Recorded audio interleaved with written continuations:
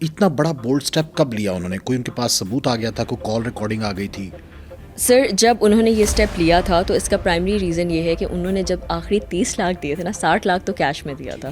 اس کا record in کے پاس ایسا اس طرح نہیں تھے. بینک نوٹ سے بینک کے نمبرز وغیرہ تھے، لیکن پھر بھی جب آپ چیکس دیتے ہو نا، تو چیکس انہوں نے جس کے نام پہ کروائے وہاں سے ایک پوری ٹریل بن گئی، جس کی بیسس کے اوپر جو 30 لاکھ کے چیکس تھے، جس کی بیسس کے اوپر وہ چیز سامنے آ گئی. وہ انہی کے ہی شعیب ریاض اور انہی کے جو فرنٹ مین تھے ان کے نام کے چیک تھے. جی.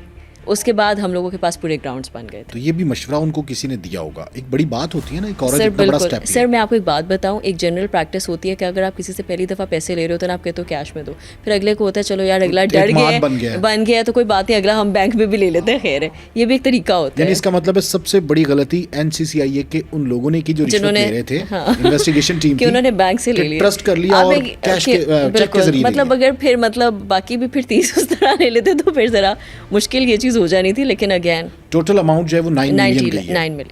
9 ملین ریسیو کی شعیب ریاض نے.